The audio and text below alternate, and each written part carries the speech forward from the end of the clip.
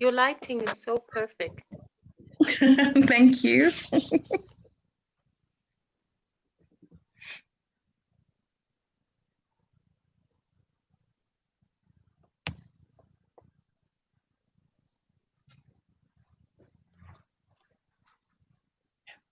And we are live. Good evening, everybody. Welcome to another edition of the Tando Channel Book Club. My name is Selena Zigomo. I am your hostess. And tonight we have our guest book reviewer, Ms. Sarah Nyengerai. Welcome to the book club. Thank you, Selena. Thank you for having me. It's great to be here.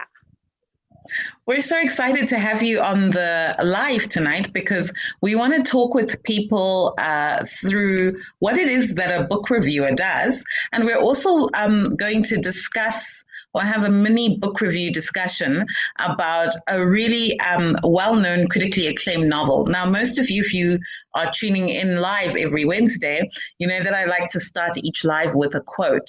So today's quote is going to come from the author of the book that we'll be discussing later, Ms. Ya Gyasi. The author of Homegoing, that's her debut novel.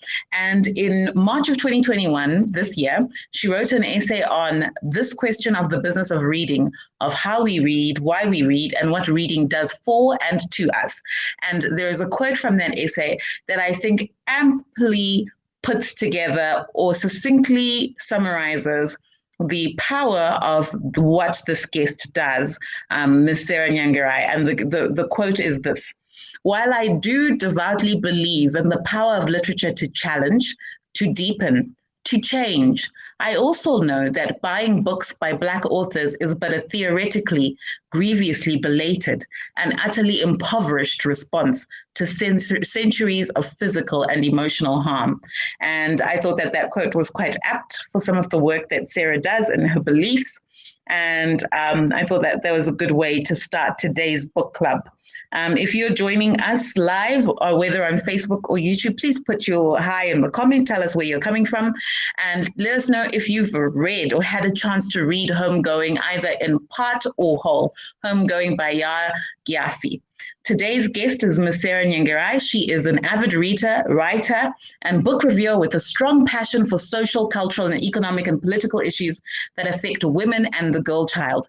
She firmly believes that literary works are fundamental to sustaining momentums of change, and through her book reviews and opinion pieces, she continually strives to raise awareness and maintain ongoing discussions that will lead to changed behavior. So that is our guest tonight, and she has been reviewing books for Zimbo Jam for quite a while. Sarah, tell us briefly, what does a book reviewer do? Thank you, Selena.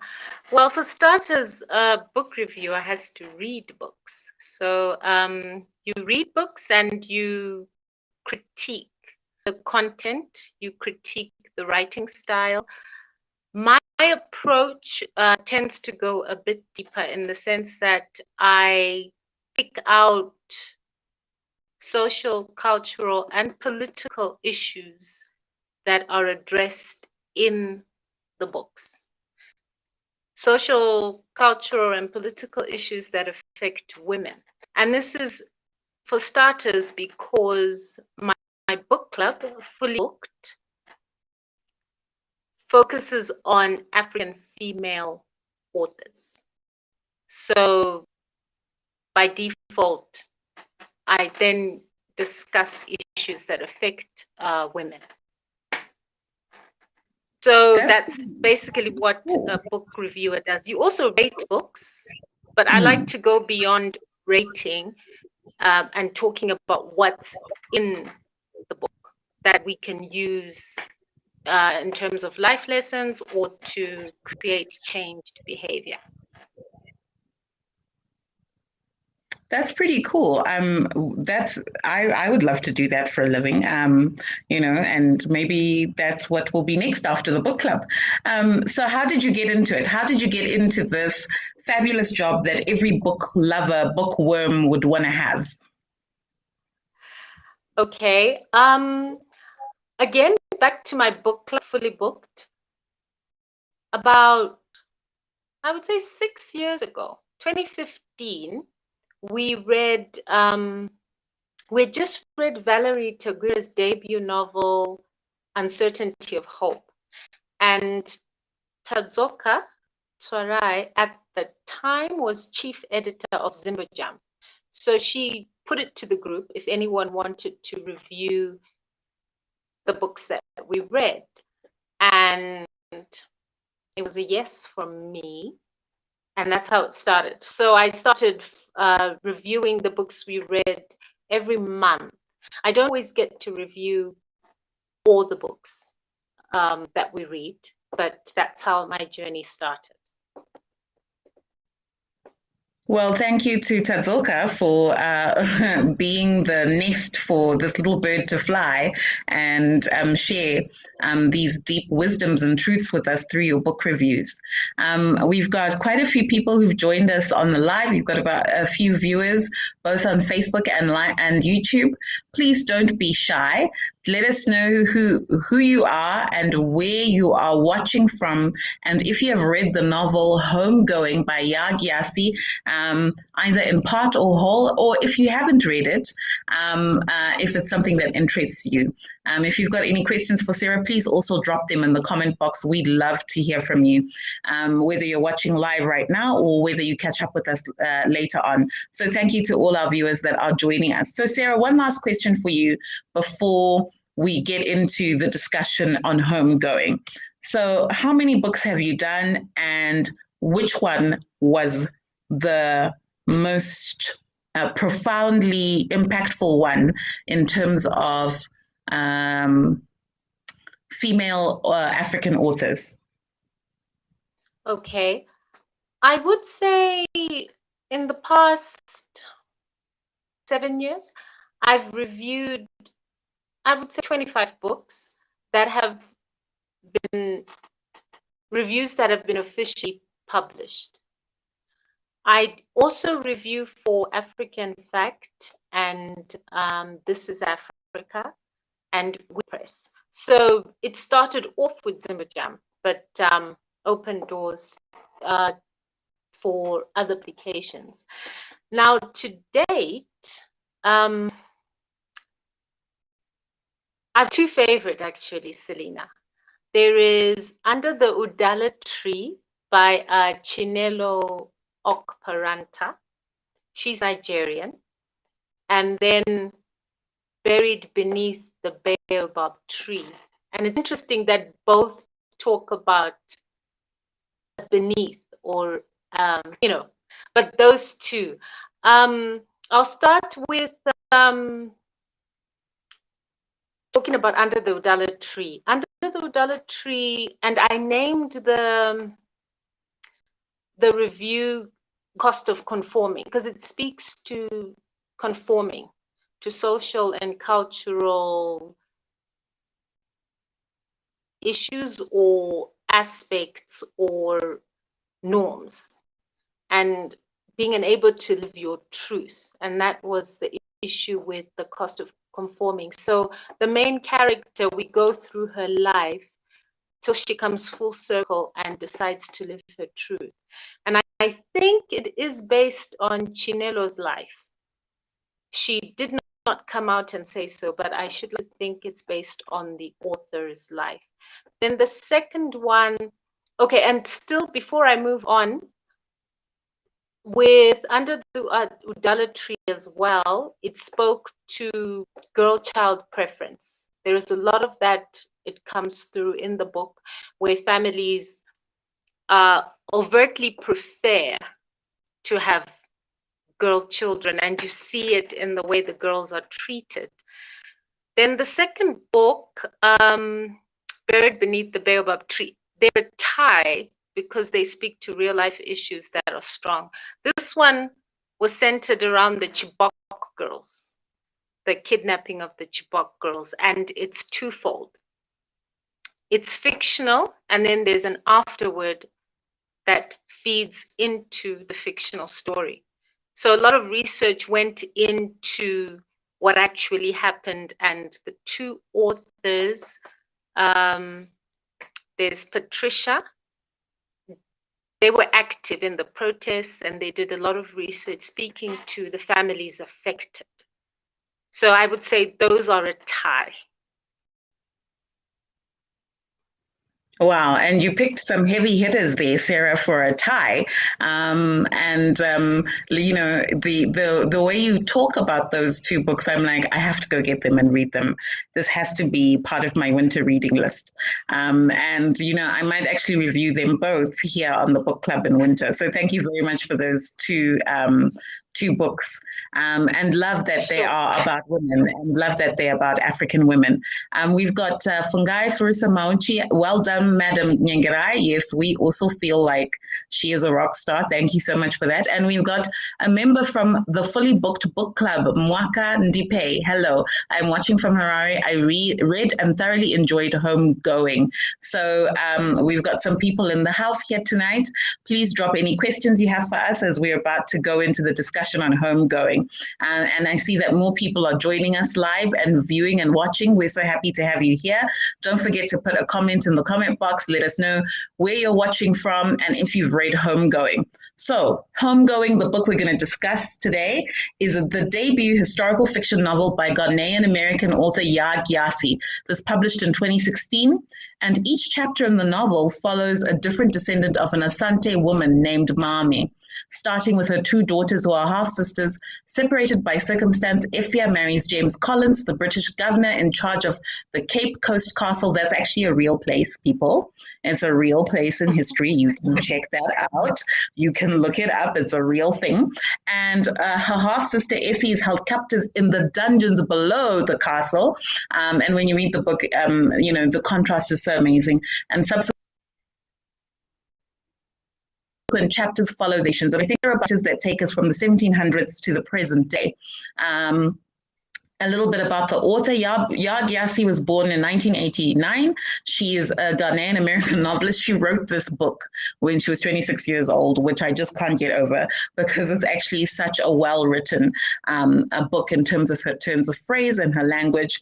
And the book won her the National Book Critics Circle's John Leonard Award, the Penn Hemingway Award, the National Book Foundation's 535 Honors for 2016, and the American Book Award. And she was awarded a Vilsack Prize for Creative Promise in Literature in 2020. So she is still going strong with this book. So I always like to start every book discussion with a quote. So I'm, you know, being a little bit cheeky tonight because I've already started with the quote for Sarah, but also because this proverb I've always loved. And when I saw that she prefaced her book with this proverb, I was like, we've got to share this with her. And it's an Akan proverb, and it says, the family is like the forest. If you are outside, it is dense. If you are inside, you see that each tree has its own position. And I can't think of a better way to sum up this amazing, incredible story that spans generations in Homegoing. So let's listen to the reviewer. What were your first impressions and what struck you about Homegoing in your read? Two things. I would say after reading it, I bemoaned the fact that I did not study in high school the transatlantic slave trade or learnt about internal slave trade in within Africa. And it doesn't make sense, being African, that you don't get to study about a movement that has affected the continent. So, and I say this because she wrote the book in such a way that it gave a lot of history, though based on fiction. So it felt very real, more so because the issues she discussed were issues that you are seeing in present day Africa in terms of the effects, or present day America. So I regretted that, although that was not my choice. We were following a syllabus, Cambridge syllabus, that include that. Then I also felt very naive because I initially always thought we were victims. I never saw or had privy to the fact that we had a role to play in supporting the slave trade. I always thought of, men jumped off ships, took us off, and to read and see how we contributed to it and how we had our own internal slavery systems within, that was like an education on my part. And I did wonder if perhaps it would not have lasted as long or been as successful had there been more resistance within the tribes. And when I also did a bit of research on it, I learned that when it was put forth that slave trade should be abolished, you had the locals who were responsible for it sending to the UK and Americas as a protest to say, well, how are we going to make money? And that's how they made gold or got foreign currency from that. So it was very educational from that perspective. Yeah, definitely. I mean, I know what's struck me, because this is a novel I read in the last week. Again, is the partnering of the telling of history and fiction, and I think what that does is that it lends or it weaves a bigger story. And a larger story about us as people, that we are connected to things that have happened before us, and in our own way are weaving new connections that impact or reverberate on people that come afterwards. And I think what my first impressions, like you, was just that there were no victims or villains, because each story stands, or each chapter stands for itself. Each character makes their case on the basis of just being a relatable human being, a teenage girl in love, a young man who's confused about his identity. There are issues around drug abuse, violence, inequality, that's systemic, and so many other things that are all tied to the narrative of what it means to be Black. And I think it's a very American narrative of what it means to be Black.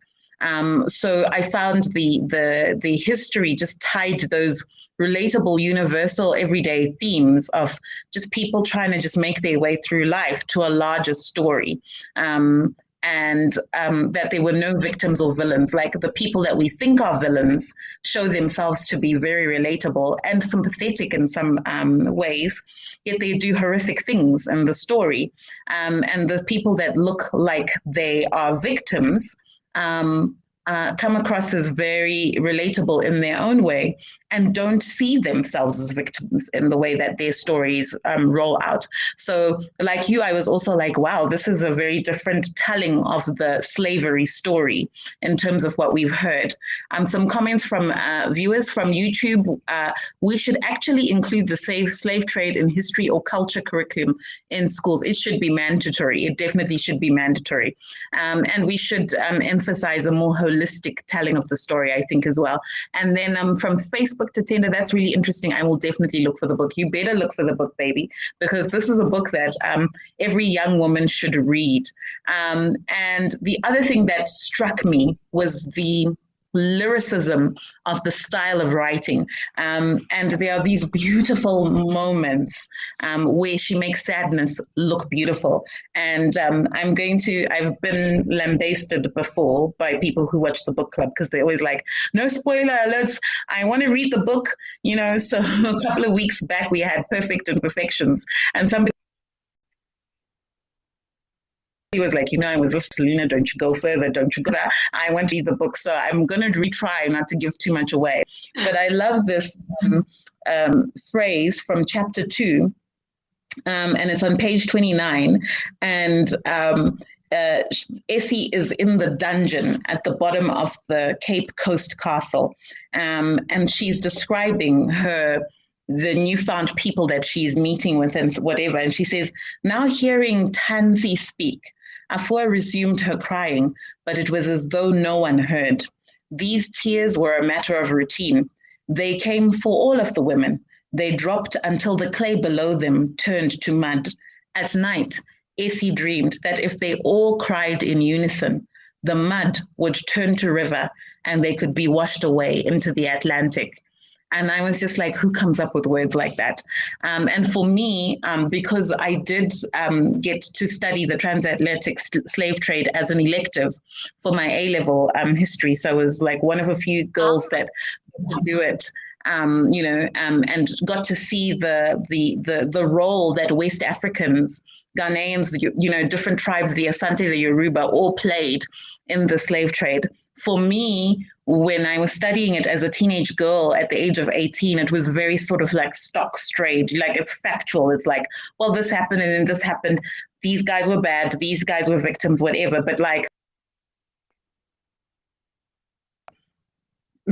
how old I am, but several years later, I'm now struck by the fact that these people, that each life was tied to a family and a person as real as I am, and their life was important to them. They weren't just a number in history. And how the mourning and the loss of just being taken away brutally from your place that makes you who you are. And that picture of if they all cried in unison, maybe the river of tears could just make them just wash away into the Atlantic. And I'd never associated tears with the slave trade.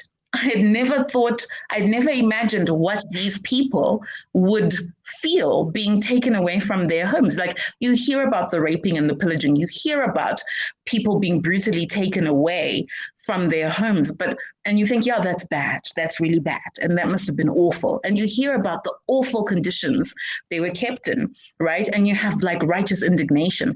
But I never heard the tears quite in the way that she wrote about them in this book. And then I was like, oh, wow. And, definitely in Essie's stories, the sound of the tears comes through in many of the images she shows to take how this little girl was taken away from her home and then into this dungeon and then, away. So I found that the lyricism of the sad moments, the mournings, the taking away, the violence, really quite beautiful. What else did you find to be an eye-opener in regards to the book? Because, the slave trade is big from the historical process, but I know that you were also struck by issues around identity. Okay. Identity in the sense that you have this great movement of Africans, and they don't know where they are. They have no idea where they are. They have no idea how far they are from home. They have no idea how to get there. And you land ashore and you have to get used to this new life. Try to hold on to certain traditions and their names, but it wasn't always easy to do so. So there's that. And you have an identity issues with their descendants who know they have a link to Africa, but don't have a connection with it, and it's not a place they can visit or know who to visit. So there's this, and one of the young girls says she felt overwhelmed because she never thought she was fully Ghanaian and never felt fully American. And even though she would visit Ghana, she was caught between, but I'm not really American, I'm not really Ghanaian, so I've been too far from Africa to really call myself African. And I'm not really fully American to call myself American. So yeah, there is that identity. And in one particular instance, you have a couple that the wife has come to terms with being in America, but the husband keeps longing for home. And she has to say to him, we need to move on. We have no ties. And she went as far as just giving herself a Ghanaian name and stop longing for home. But he kept longing for home. So you have that like dichotomy of identity issues. Definitely, and definitely just that the connection between who we are and the place that we call home, and what you rightly so said, which is so powerful about this book, that for the ones that were taken away, that rootlessness carries through the generations and the different stories. And so for them, I suppose it's more of a homegoing than a homecoming. And it's very interesting also because the book goes through so many huge events in history that you see the movement of people through the slave trade, but now also through the African diaspora as you come into the modern age. Because definitely at some point the two lines of the half sisters converge back again overseas in the Americas, but it's a different movement of people and a different migration story. And again, it creates the same issues around identity and belonging and who we are. But where the fiction blends in so beautifully with the history and makes these people come alive is actually just the universal themes of falling in love, broken relationships, broken family relationships between parents and children, and all of those kinds of things. So it's really actually, quite interestingly woven together from that perspective when we look at issues around identity. And I know that for, if I was working with an author who wanted to do a book this ambitious, I would be like, wait, you're too many, this is too brave, it's too much. And I know that a lot of her reviews were, they couldn't decide. Some people were like, it's great that she went for it and she did all of the things and she went through the whole history and she had many, many different people. And then others are like, oh, this is the boldness, the bravery of youth. How did that strike you? All of those different characters, all of those different times and spaces in history. What was that? What was your thought as a reviewer in terms of her choices as a writer to go the distance and fully commit to so many different characters? I think she did a remarkable job. I often thought to myself, where did she get this skill, this ability? Because she carried it through very well, from Essie and Afia to Mame the mom and the two generations, and to the young girl who goes back. I'm forgetting her name. And then there is links with Marjorie, ancestral characters. So I don't know what her special powers were, but I think she did a remarkable job and pulled it off. And you come full circle. It's a truly full circle story in that sense, that you see the homegoing, you see the stone being placed within the waters, and how she made sure that she took it with her. You also get to understand why certain people were the way they were, like her supposedly crazy grandmother. You see the sacrifices that were made. I think she did an amazing job and taught history. For me, that was the one thing that stood out the most, that it was fictional, but she taught history.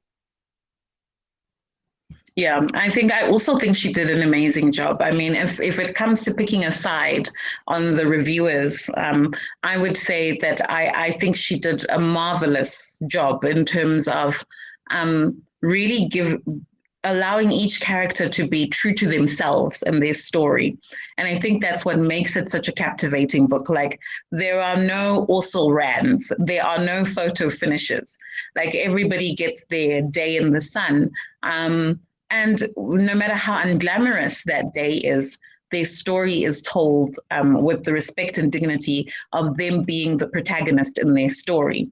And I really, really love that. And then some people's stories, like some of the supporting members of the story, if we look at Effie's brother, the volume goes up and down in different chapters, but even that weaving is masterfully done because they serve a purpose to the larger story. They're moving the story forward. They're doing something. They're useful as characters in the story. They're not just window dressing or nice to haves. Like, each one of them, for the supporting time that they have or the volume they have in the larger story, really is heard clearly as if they were a protagonist in their own story. And so I love that. And I love it when writers write like that, because when you see people like that, you see their whole self and not just a one-dimensional narrative where somebody is good and somebody is bad. So I really, really appreciated that and liked that. We've got quite a lot of happiness in the comment section. Makanaka Mawengere joined us. Oh, thank you very much for joining us for the book club. She is the author of Perfect Imperfections, the book I was talking about, where some people were like, Selena, don't give spoilers. I'm so glad she joined us for this conversation on homegoing. Welcome. And to Tender Tom on Facebook, that's great insight, Sarah. So thank you, Sarah, for sharing your insights on the book so far. Sarah Nyengerai, well done on that section.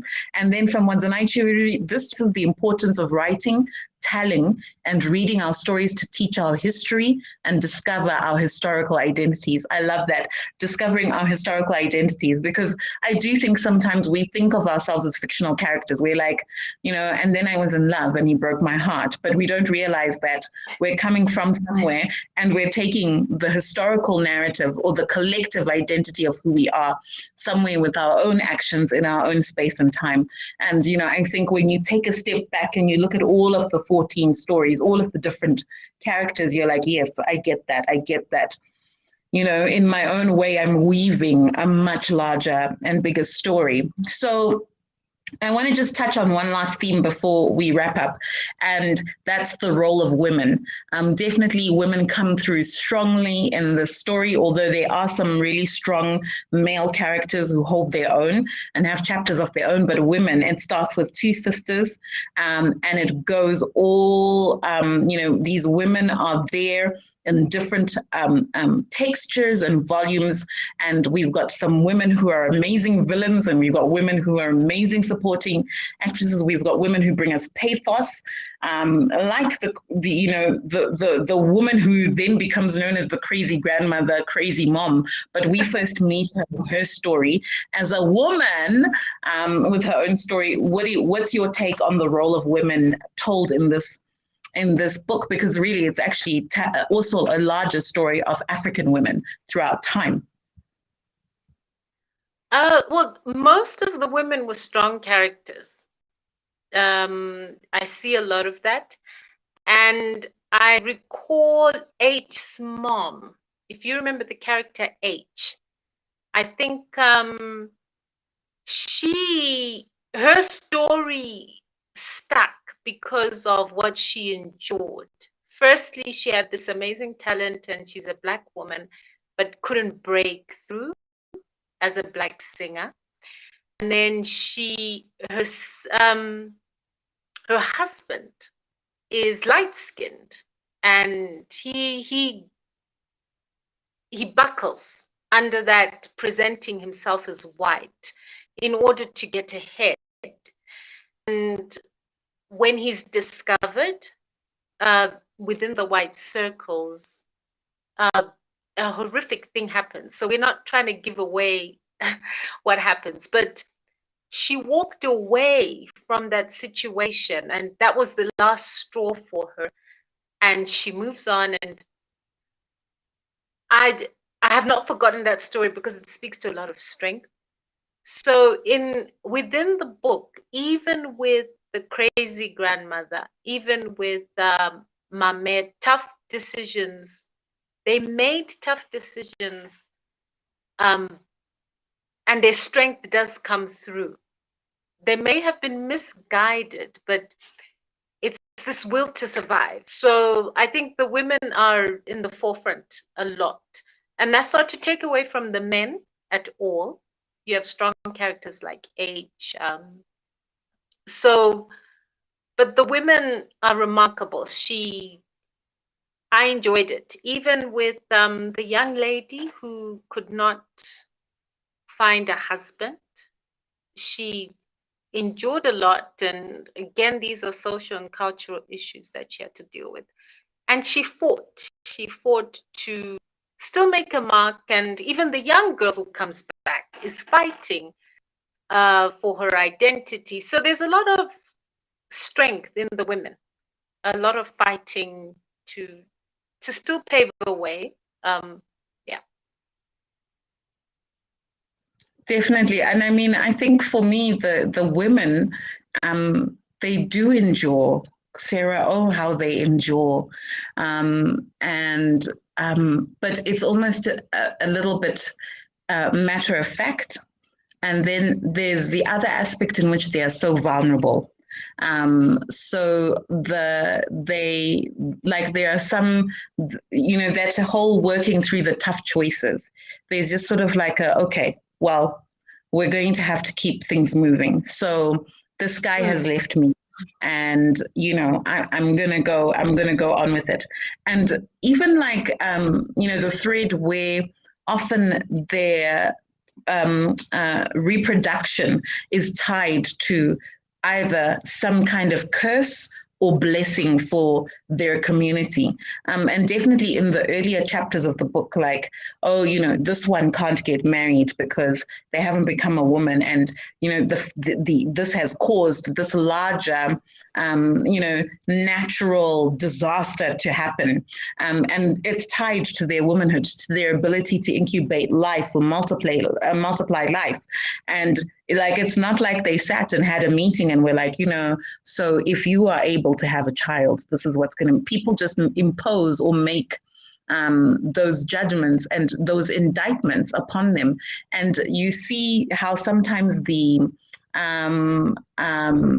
stress of enduring does cause some of them to break in different ways, and I think she does it in a way where it's not always, it like she's true to each character's breaking process. So it's not always and then I was sad. Like each character breaks in a way that's unique and is vulnerable in a way that is meaningful to them and that makes it stack up as something that's realistic. So I really enjoyed that aspect. Because it wasn't then samey. It wasn't then like one long funeral dirge. It was a much bigger story with great life lessons about how we can choose to respond and react to things. But also just about our vulnerabilities as African women, that in all of the enduring, we do break. And these are some of the ways in which we have broken in the past. And these are some of the ways we have overcome by enduring. And so that was really, really powerful. And I think, like Zadie Smith said in her review of the book, this is a book every young woman should read. So every young woman should read this book. And I think, if we're going to take Sappy's suggestion from YouTube that it should be on the culture curriculum, I would say it should be for the girl child. Every person should truly, truly read the book. So just some comments that have come in from, we're getting a lot of love. This must be you, Sarah. We're getting a lot of love in the comments. So some people are saying they want to read the book. They haven't read it. So I think we've done our job well. We can go to bed now. Then Makanaka Mawengere, love how you have unpacked this great book. It's on my to reread list. Definitely. I would definitely schedule it for your winter read. It's getting colder, guys. We are putting our boots on. It's time for us to stay indoors at night. This is something you should stay indoors at night with. It's going to be well worth it. Mwaka Ndipe, listening to this review has made me want to read the book again. Well done to you both, Sarah and Selena. Thank you very much. This is what we should do. And Makanaka Mawengere, they have really sold it to me. I think my library will be influenced by this book club. Thank you very much. They totally did the things. I'm definitely reading it again. So great. So if you're rereading it again, please let us know. You can always come back to this thread and let us know in the comments. Send us a little DM in our inbox on Tando channel. If you are reading it for the first time, we also want to know. Guys, we haven't even done the most. We haven't even unpacked everything there is to say in this book. So we are happy to actually have a live event discussion with you on this book if you are wanting to read it. So last thoughts, Sarah, what big life lessons can people learn from this book? Because that's your thing, right? Like the biggest story, the life lessons. What would you say is a great life lesson for you from this book? There's got to be a way to teach our history so that we have a full appreciation of these life-changing events and how they've contributed to the Africa that we are today and that America is today. Because there are a lot of issues we're dealing with that have cascaded from this move. Like take, for instance, wrongful incarceration and an unfair justice system that is heavy-handed on Black versus white. She brought that out as well.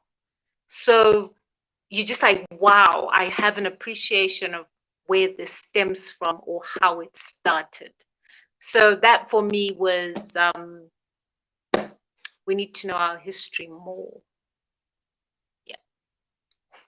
I think that was a key takeaway for me. And yeah, I would say my key takeaway, my life lesson from the book is that we are family. And for you to actually fully understand what I mean when I say that you've got to read the book, you've got to read the book from beginning to end, is that we're more connected and we are more a part of each other than we are as individuals who stand alone. And that life is a tension between those two things, your individual interests as you chase and pursue the things that you want in spite of what happens to you, and the larger story that you're a part of and the larger story that you're connected to. So I think my life lesson from that was that we are a family, we are all connected, and if we just definitely approached some of the social issues we see that affect us all from that point of view, I think that we would be a lot more powerful and effective in addressing them. So last question, very, very last question, Sarah. I know I'd said that was the last question, but okay. Just the very last question, okay? Sign us off with your thoughts on how important is the role of female African authors for us as women today, as women readers, but also other women telling our stories? I think females have a unique way of writing. I think, and our role has been undermined in society. The role we play, our significance. And this is common in patriarchal societies. So I would say our voices need to be heard through the stories we write. And you cannot address injustice or imbalance without including women. Mm. It doesn't make sense. And we've been silenced more. So I think that's our role, to make our voices louder, to speak up and to speak out. So, and through these stories, whether you're writing fictional or whether you're writing an autobiography, you are bringing out present day issues that affect women and the girl child. And that becomes momentums of change will have staying power for as long as we are writing and telling our side of the story, and not having men do it only. There's got to be, the affected has got to also have a voice. So that's my take. Definitely. And yeah, that's a good take. And I totally agree with that. I think, we see it in the novel Homegoing, that the way she was able to even tell the story of the slave trade through some strong female characters really enriched what we already know and enriched our understanding of history. So thank you so much, Sarah, for joining us tonight on this live and giving us such a rich conversation and unpacking of the book Homegoing. I've got my copy here that I've been reading, and I thoroughly enjoyed it. And it's definitely something that's worth rereading again. And yes, yours, yeah, definitely, yeah. And we are, when you get your copy and you start reading it, please also take a picture and send it to us here on Tando Channel. We just love to know what you're reading, and if our reviews are helping you just get more information on the amazing rich body of work from African female authors. So that's it from us tonight. Me, your host, Selena Zagoma. I'll be back here next week, and we'll be reviewing another book with another book reviewer. You don't want to miss this. And thank you, Sarah. I hope that we can have you back again, either for a masterclass or for another book review. It's been amazing having this discussion on Homegoing with you. Thank you to all of those that joined us on YouTube and Facebook. We'll see you back here next week, 7 p.m. on Facebook and YouTube, and we'll be discussing another book written by an amazing African woman. God bless you all, and we'll see you next week. Bye. Good night. Thank you, Selena. Thank you, everyone, and keep reading. Yes, keep reading. Bye. Good night.